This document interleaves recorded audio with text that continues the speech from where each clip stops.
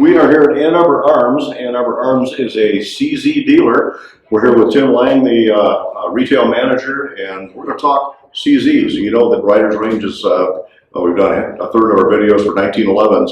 We just discovered the CZ, and I may have a whole new direction to go. So Tim, welcome. Thanks for the opportunity to talk to Riders Range about this. And tell me a little bit about how Ann Arbor Arms is involved with CZ and what you do with them. All right, so I think the story has to kind of start with why I like the CZ 75 series, and that's because I used the Beretta 92 in combat.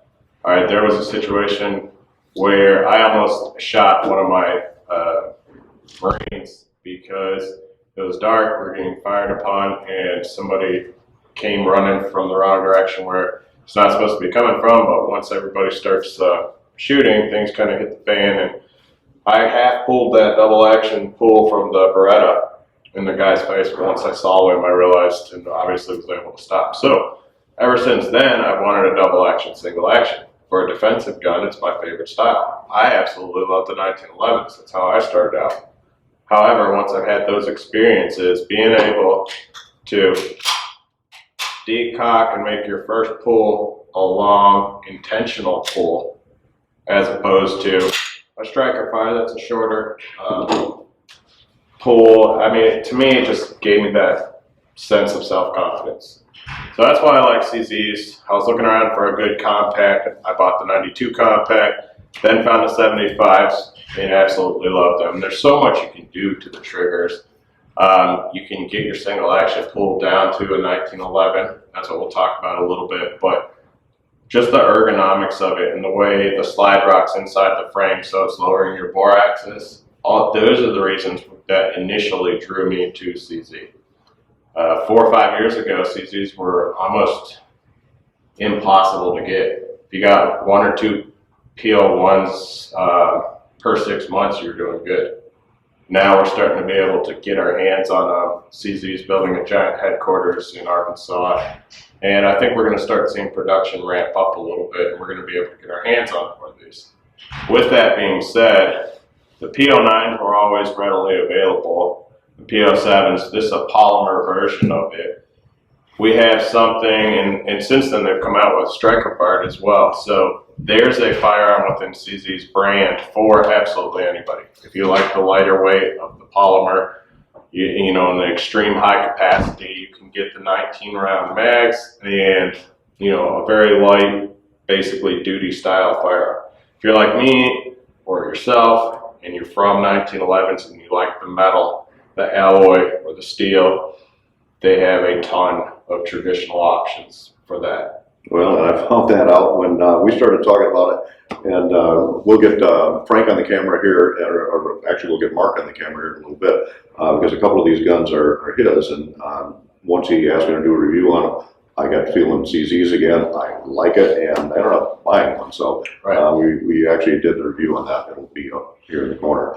Well, you're a stocking dealer, and that means that you've got at least there's several down in the case right now, several CZs of a variety of different models. Absolutely. So I think one of the things you'll find if you're looking for a good variety to actually come and handle, you're going to see us have some of the higher ends. So whether we have the Shadow 2s, the Accu Shadows, we're going to have the AL1LD, which is, you know, by far my favorite option I've seen. This one actually is from CZ Custom Shop. What they did with the frame, cold hammer forged the frame. You take that takedown lever out, and that thing feels like a just well-oiled 1911. The frame to slide fit is ridiculous. It's just a smooth, beautiful shooting gun. One of the lowest recoiling firearms I've ever shot. And so we'll have higher ends like this, and then the staples. Everything else here I would call a staple. You're going to have the 75 compact PCR. You're going to have the RAMI. Both these are both the BD, but we'll have the RAMI safety version. We'll have the PO1. We try and have the PO1 Omega, such as this one, as well as the PO1 Tactical. So it's urban gray, extended mags, threaded barrel. Yeah, suppressor ready. Suppressor ready, you know, raised suppressor sights. And then the PO9s, PO7s, and then we're also going to have the P10C, P10F and P10S, which is their striker firing series. So we try and keep them all, as well as some of their longer guns. Now these are, I mean, this is not just out of the box what you see is what you get. These are customizable. And as I understand it, there's sort of three options on at least some of these. You got the CZ Custom Shop. You can send them off to Cajun Gun Works. And Mark, you said it took, 4 to 6 weeks or more lead time once they gave you an order. So we're talking months from the time you first get a hold of them. Yes. Or you can do like Frank's gun is done in-house. So Right. you can do any of that. You can do the in-house work here. Is that correct? Yes, that's brand new for us. I've been doing them for customers on the side, which I did Frank's, not Mark's. But the thing with Cajun Gunworks is they're so busy. So just to get them to take one of your firearms, I think it's a couple month wait just until you can send it to them, and then it's a 4 to 6 week lead time.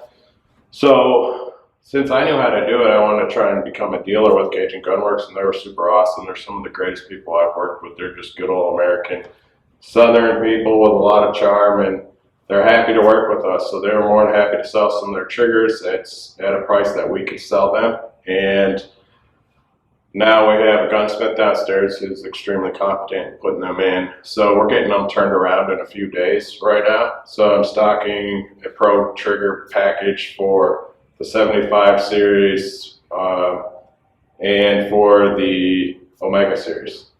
Well, and that's what we're going to try today. We're going to look at if there's a difference at all between the guns sent off to CGW and one that was done in-house. Now, you said there's a difference in the packages on those, right? So you're going to have a duty carry trigger package and a pro package for each. You're going to get slightly heavier pulls, but it should be just as crisp in the duty. In the pro, it's all about how light and how crisp we can get that. Crispness is right about the same, but you're definitely going to get more, you're going to get a harder trigger pull out of the duty carry. Well, this one is the one that I just bought and just tested this last weekend. I think that tomorrow you're going to be taking a gun home and working on it. Well, we can do them here now. Yeah. So, and the nice thing about it is I won't be trying to drive out the hammer pins on my coffee table, because you need a solid, I mean, these guns are built old world.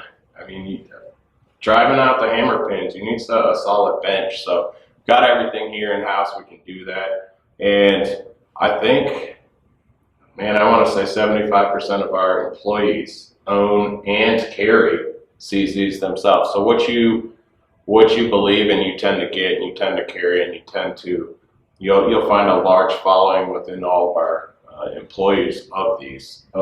Some of the different variations within them, there's the decocker versions, there's the safety versions, but then there's also a 75 series and the Omega series. So the Omega series is the convertible. You can actually, on the Omega series, the easiest way to identify them is you will see this straightish trigger shoe. One of the largest complaints that I hear from the 75 series is the trigger shoe itself is curved too much. There's a lot now, of all three of these have what they call the 85 combat trigger shoe on them, because that's part of the Cajun Gunworks upgrade kit that you get, is it's the 85 combat trigger, so it's less rounded.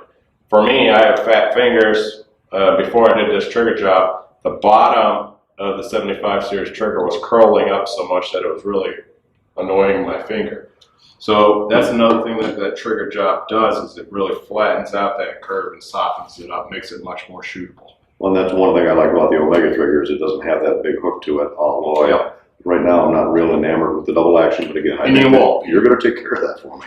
Well, so, and that's the thing. I always tell people, look, I think the Omega trigger starts off the best from out of the box. It's easier. The straighter lever on it tends to make it feel like it has a lighter pull weight.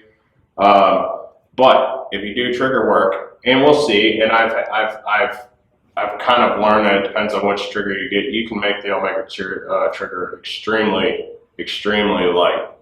But I still feel that the 75 series triggers, after they both have had trigger jobs done to it, is slightly better than the Omega trigger system.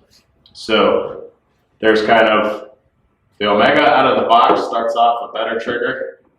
Then this one would be a little worse. But once you do Cajun jobs to both of them, then the 75 series trigger will be even nicer than a worked on Omega. But we can get that down to, you're not gonna want it much softer. Just such a smooth double action and a really light single action. And as a defensive or a carry gun, you kind of want that. You want some intention. And that's what I love about a double action for carry.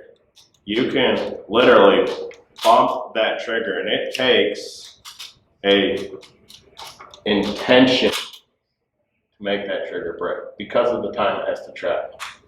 Yeah, and again, being a 1911 guy, it's a whole new ballgame for me. But from what I felt on these others, and we're actually going to do a follow-up. We're going to do a couple follow-ups. Actually, we're going to work on the RAMIs here, on the range here, and we'll do a short video on those. We're going to take the LD 01s down there and work on those on the range. And there will be a follow-up here on Rider's Range with this P01 once we get it done. Maybe a couple of follow-ups. Yeah, I think you'll absolutely love it. It'll become just a nice gun that you like and you think it's phenomenal for the money, because these guns coming in at metal guns coming in the 6s and sometimes the 5s it's just an incredible buy. Everything these days is being pumped into a mold and out comes a frame. It doesn't take much time or much effort, but actually milling out a block of either steel or aluminum requires a lot more cost of labor, cost of machines, cost of materials. So seeing that you're getting a solid metal gun, it's more like an heirloom gun for that price, makes it attainable for everybody. Well, and I think when I get done with this, even putting the money into a Cajun package on this, this is going to be functionally comparable to a Wilson EDC X9, size, capacity, and we'll see how the trigger stacks up against it, but at less than 1/3 the price.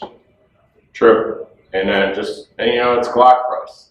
It's Glock price. Yeah. For the people that still appreciate, a metal gun, or the people that want the hammer fired or the double action option, such as myself, the P01 is like a perfect Glock 19 size. I mean, that's the most commonly copied size, because it's just small enough to carry.